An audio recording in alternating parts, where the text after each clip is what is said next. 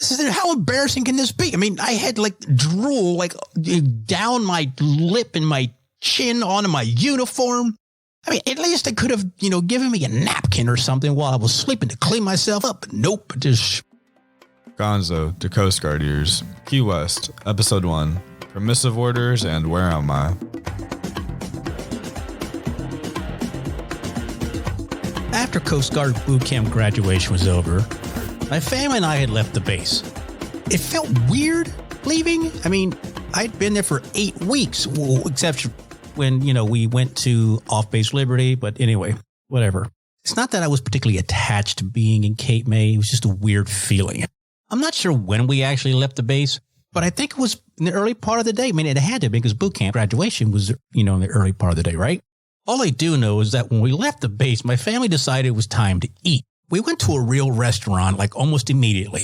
It was nice to actually be sitting down, eating a meal that was not on a tray, the ones with the little sections cut out in it where they would, just dump your food in the little sections. Anyway, I remember feeling a little foolish being in my uniform. I mean, I think we are still in the Cape May area, so people were kind of used to seeing guys in the Coast Guard uniform, I suppose.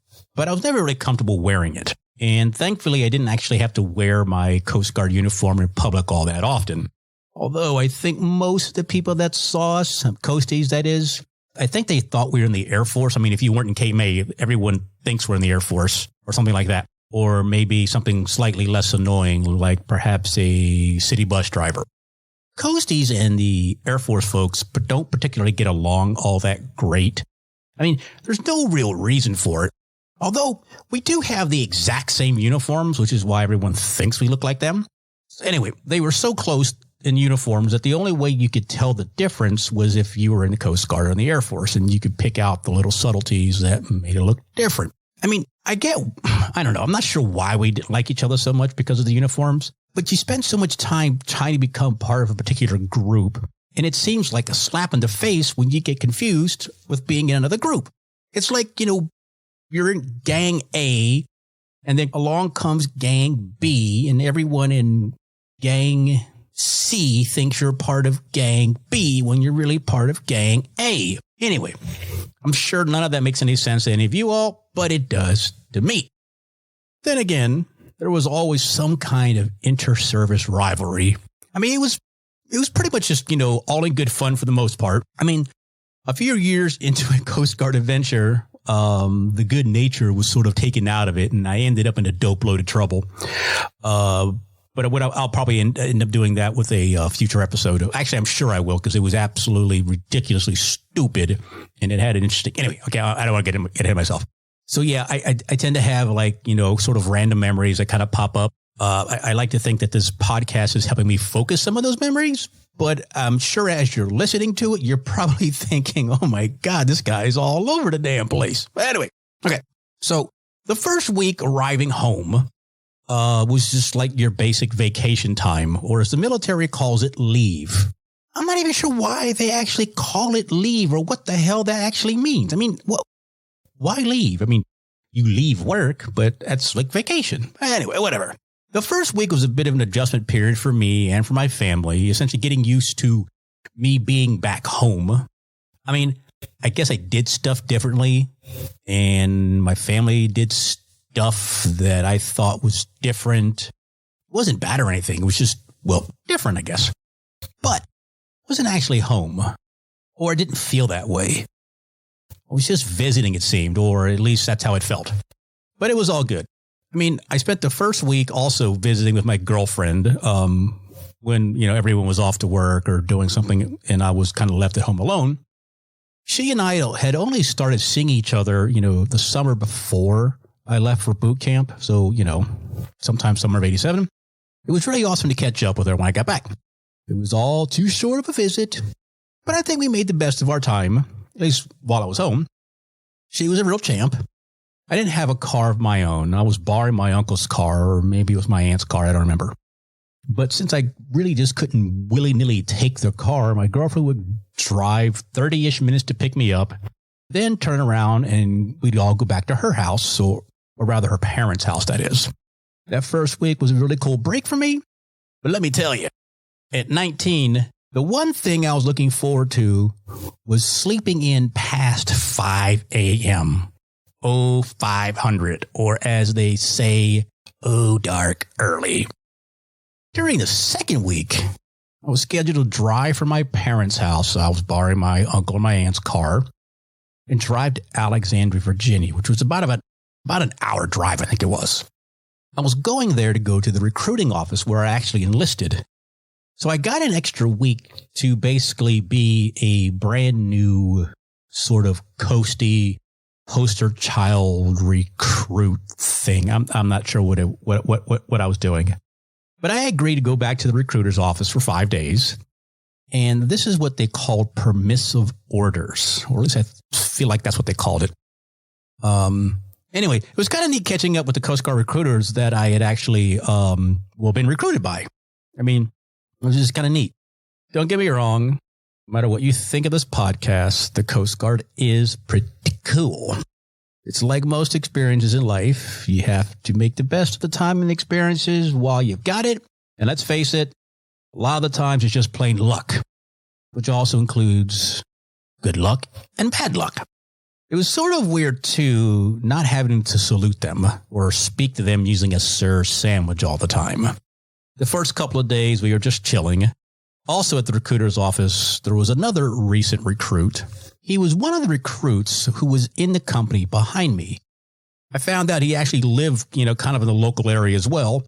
I don't remember his name, but we're going to call him Seaman Apprentice Mike. Yeah, I know Mike is a first name, but he just seems like a Mike.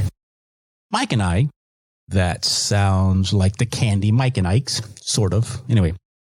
We basically sat around with the recruiters in our uniforms and talked. We were sitting there BSing around. It really seemed like a big waste of time, but I wasn't complaining at all.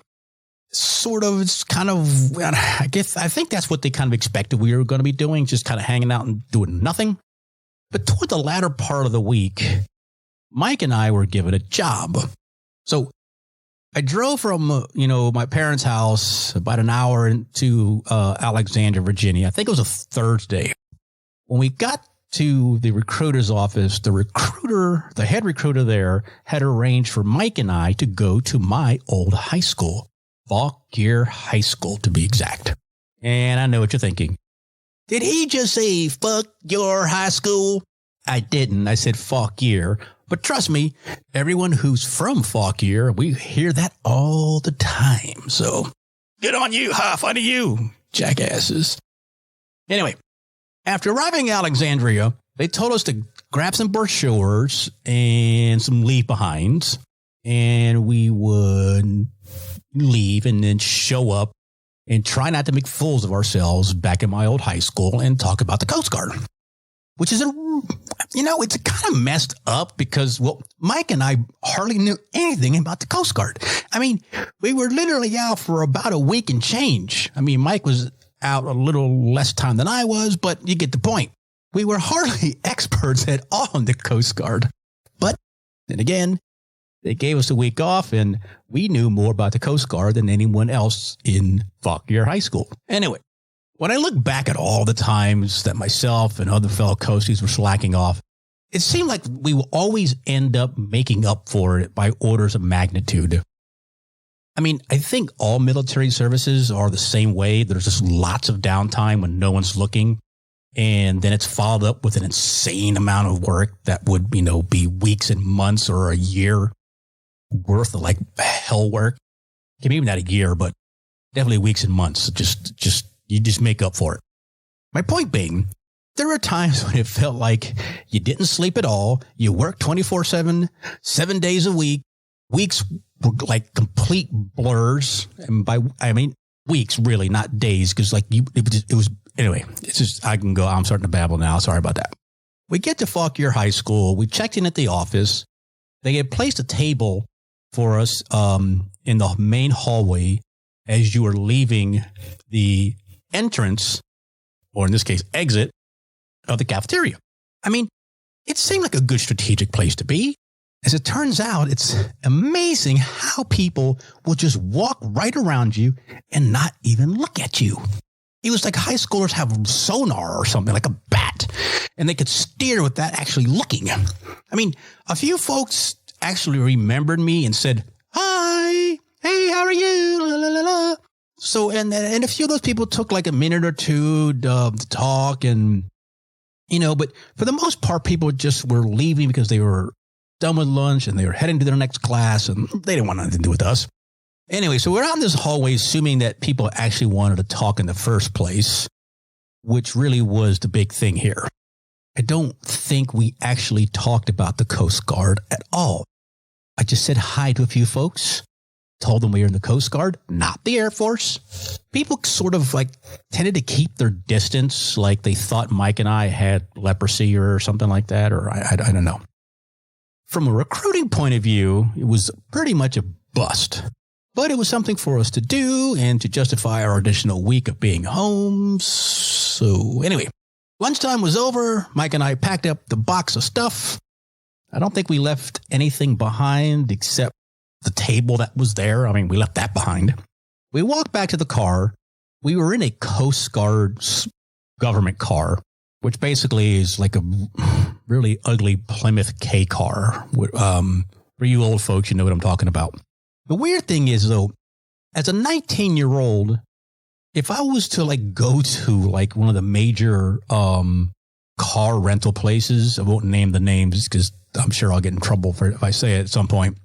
But in 19, they wouldn't let me rent a car, but the Coast Guard would let me drive one of theirs. I mean, I had a driver's license, but clearly they weren't worried that I was going to wreck it or anything like that. I mean, it wasn't until I was like 24, I think, that I could actually rent a commercial vehicle. And by that, I mean like a rental car. I'm sorry, not like like a delivery truck or something like that. Anyway, that's a whole different topic to get into at some point, and probably, I'll worry about that sometime later, or never actually, because I'm much older than 24 now. Oh my God, I'm feeling old. Anyway, all in all, the 2 weeks weren't so bad. Between boot camp and my first duty station, everything turned out pretty good. I do remember that, so the night before I left, I was up super late before I was heading to Key West, Florida, which was, again, my first duty station for those of you that need a refresher. I knew I needed to sleep. I had to get up super early to get to the airport. I think I was flying out of Washington Dulles Airport. I was flying to Fort Lauderdale, and then it was off to Key West. I remember going to Dulles dressed in my Coast Guard winter dress blues. I remember thinking I was dressed like a baggage handler or one of the pilots. I mean, not that there's anything wrong with being either one of those things. I just didn't want to look like an airport employee. So as I said, the night before I left to go to the airport, I was spending, most of the day and evening with my girlfriend. We sort of hung out, super late together, at least later for her. So she was at my parents' house with me. And then when it was super late and it was time to go, she had to drive like 30 minutes home. And I said, you need to call me to make sure. So I know you got home. Okay. So back then there were no cell phones. So there's no way for her to contact me other than calling the main house phone. And I know it was sometime after midnight or 1 o'clock in the morning or something foolish like that. So I literally sat by the damn phone and waited for her to call. And of course, she did. 30-ish some minutes later, she rings, ring, ring, ring.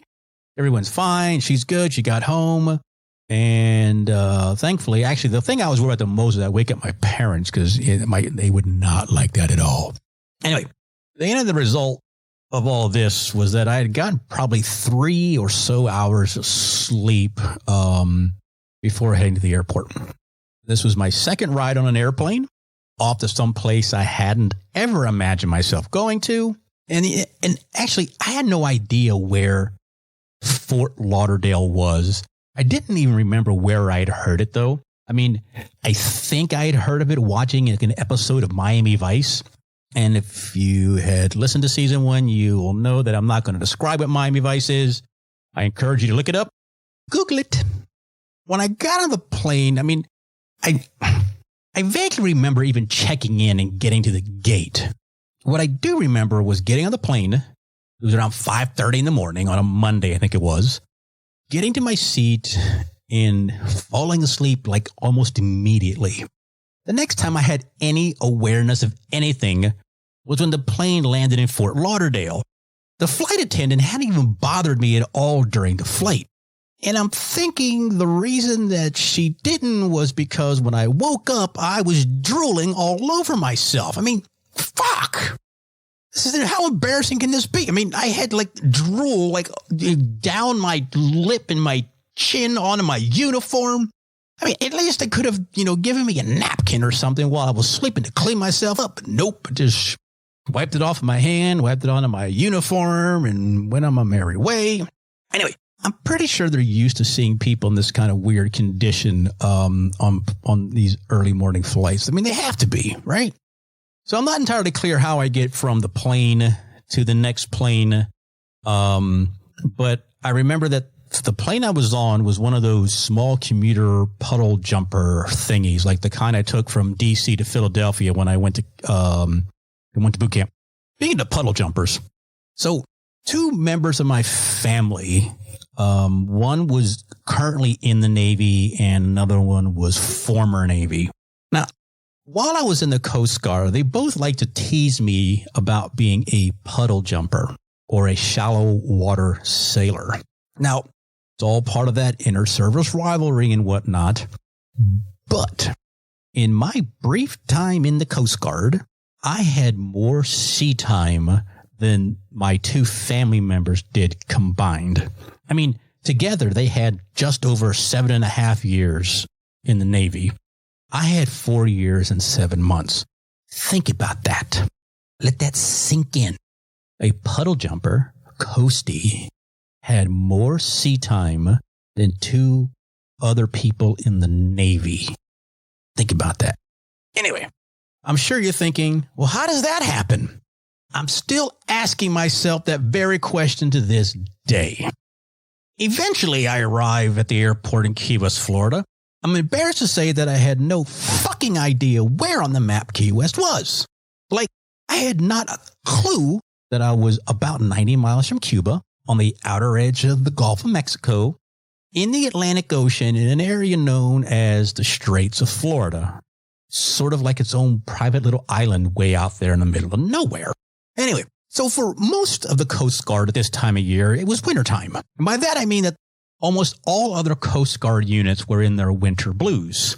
Cape May, New Jersey, which is in Coast Guard District 1, I think it's District 1. I mean, all District 1 and I believe District 5 were all wearing their winter blues, which meant long sleeve shirts.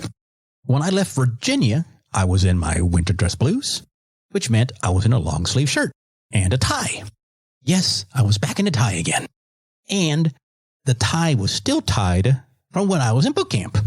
I don't think I actually ever untied that tie. I mean, like, ever. Crap. If I could find my old uniforms, I bet that damn thing is still tied, like 32 years later. Anyway, the point I'm trying to get at here is that in District 7, where Key West is located, they were in tropical dress, which meant short sleeve shirts. And I could have skipped the damn tie. But nope, no one told me. I was pretty sure that I wanted to call one of those damn recruiters back in Virginia and give them shit, but I'm sure they would blow it off and say, that's a practical joke we play on the new boots going to Key West, Florida, or something stupid like that. Anyway, yeah, I'm a boot, by the way. If I had really known what it meant to be a boot, I would have taken advantage of that when I could. But as it was, I was so afraid of screwing something up, and I hadn't even gotten to the base yet. I got off the plane. The heat was freaking crazy, at least as compared to Virginia. The temperature in Key West, I know, was in the high 70s. At least it usually is in December. And I was coming from Northern Virginia, which is usually like in the 40s. And I'm pretty sure it was in the 30s when I actually left to get on the airplane. So anyway, it's about a 30-degree swing in temperature. And to add to that, the temperature was like not the temperature, but the humidity in Key West was, probably in the low 60s in December. It was hot. It was damn hot. I mean, I wasn't even out of the airport and I was sweating. My head was a mess. I was wearing this weird Coast Guard hat cover thing, they call it. It's like white plastic on top of your head with a black shiny bill on it. It was basically a heat magnet and sweat-producing torture device. I mean, the thing was the worst. Anyway, I was also wearing this horrible polyester suit on top of it all. I'm sure you can just imagine all the sweat that was going on and where it was all happening. Yeah, I know that was gross. My apologies. Thankfully, I only had the one bag, that god-awful green sea bag that I got in boot camp. I mean, what else was I going to be bringing? I leave baggage claim, I schlep out to the curb, and then it was really, really hot. I was fortunate, though. I got a cab pretty quick, I would think, and which would have been or was my third ever trip in a cab. Fortunately, the cab driver was familiar with the location of the Coast Guard base because I had no idea where it was. We got into the road. We got a little closer. I mean, I could see the ocean from where I was going. I see palm leaves everywhere or palm trees. It was really kind of cool. But as it got closer to what was supposed to be the Coast Guard base, it turns out that the Coast Guard base was, in fact, a Navy base. Trombo Point. I think that's what it was called. And I'm not even sure what was going on because I was feeling like the driver totally messed this up. And then I was going to be really late for being checking in at the Coast Guard. But I don't know if anyone knew I was actually showing up that day. I mean, I had a few pieces of paper telling me to report on December 6th. Might have been the 13th. I don't remember anymore. But you get the idea. So the cab pulls up to this gate. There's a dude in fatigues at the gate, and he asked for my ID. He asked for the driver's ID, my orders, and the guard handed everything back. And he's like, hey, yeah, so the Coast Guard base is something. And he let us through the gate.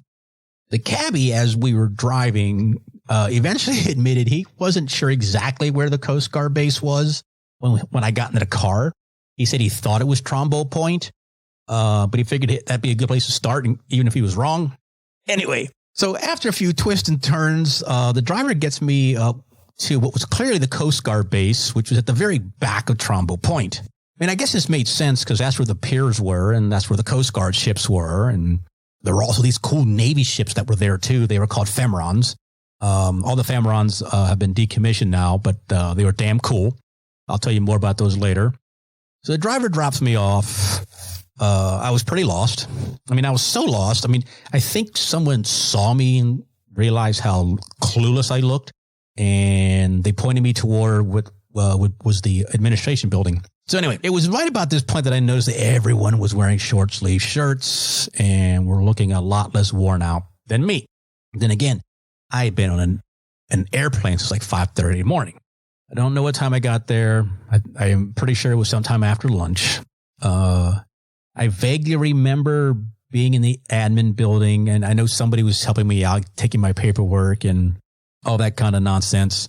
But then that kind of, they told me a bunch of stuff, and I'm pretty sure I forgot it all, or I actually wasn't really listening at the time. Everything was just sort of surreal at that moment. I'm like, fuck, I'm in Key West, Florida. Shit. The next thing you know, I'm like hauling myself and my sea bag back outside, across the street to the barracks, and I was officially attached to Group Key West, the barracks. The barracks. What?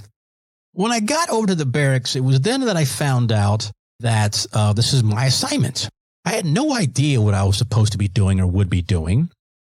I mean, it seemed like the barracks was about as close to doing non-Coast Guard stuff that you could do.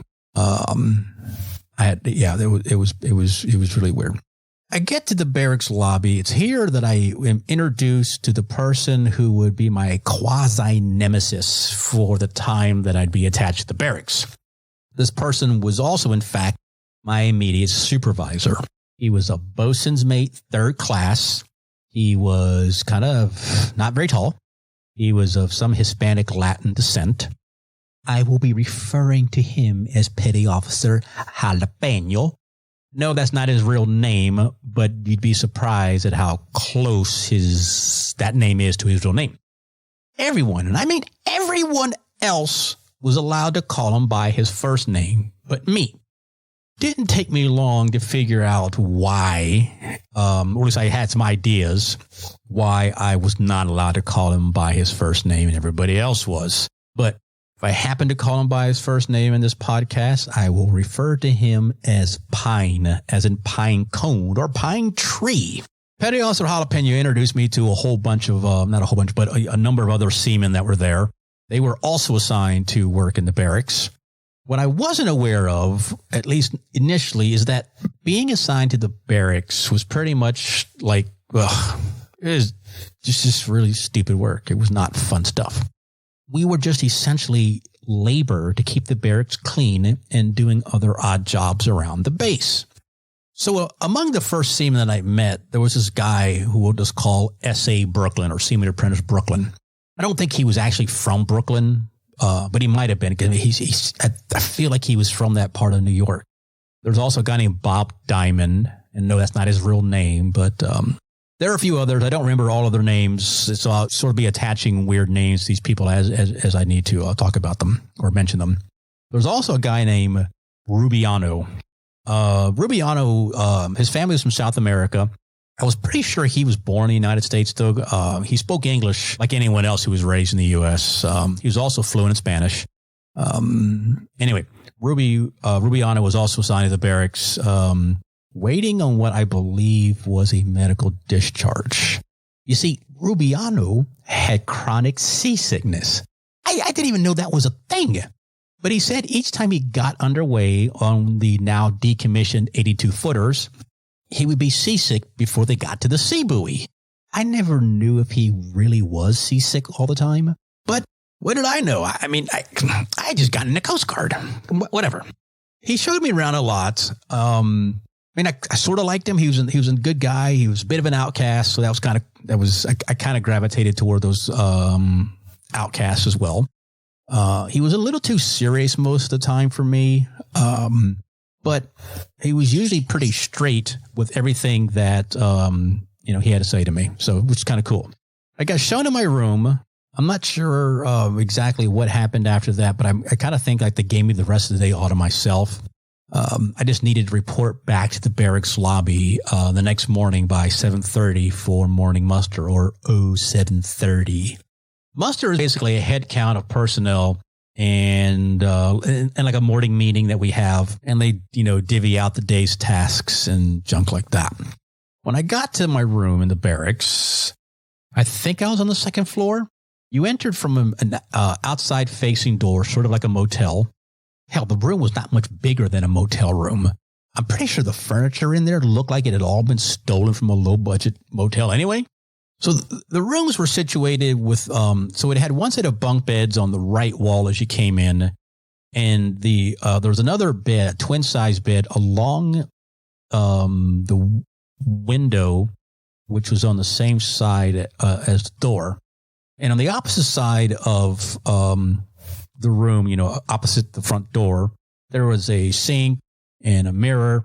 And to the left of that sink and mirror was the bathroom with, the shower, the toilet. I mean, essentially it was just a dorm room or a motel room. Not so sleazy, but definitely not a upscale motel at all. So it was also here that I meet one of my roommates, Seaman Dave Trombone. Now, Trombone was from Rhode Island, I think. I'm pretty sure he was of Portuguese descent. He was one of those guys that was going to be referring to me as Boot a lot. He always said, boot this, boot that. You damn boot. I mean, Dave, well, pretty much everyone called him Dave, not by his last name. Very few people get called by anything but their last name. But being called Dave was sort of out of character for how Coasties referred to each other. Except, the truth be told, you were either called directly by your last name with no rank attached to it, unless you were a chief, then it was always Chief something, or an officer, and then it was Mr. or Mrs. or Ms. So-and-so. Sometimes you got a nickname, which you got called, whether you liked it or not. It just sort of happened. But normally you got yelled at or called by your last name or this nickname that you didn't get to actually pick. However, Generally, the female enlisted always seemed to be called by their first name. At least that was sort of the habit of the Coasties that I knew. I'm pretty sure only the male enlisted called women or the females by their first name. Again, these are all like sort of general comments and broad strokes sort of things. Female enlisted, though, I'm pretty sure called other female enlisted by their last name, just sort of a general practice, unless they were friends, and then it was back to the first name business. I know that was a lot to process. I was given the rest of the day off, and Rubiano would stop by later on to get me before evening chow so he can take me to eat so I wouldn't starve to death. Until then, I was on my own, which meant I was going to be sitting in the room contemplating why the fuck I was here. And at this point, I still had no idea where the fuck in relation to the United States Key West was. You've been listening to Gonzo the Coast Guardiers Key West, written and produced by Tim Gonzalez, and I'm Nicholas Gonzalez, the voice guy. Join us next week for another episode of Gonzo the Coast Guardiers.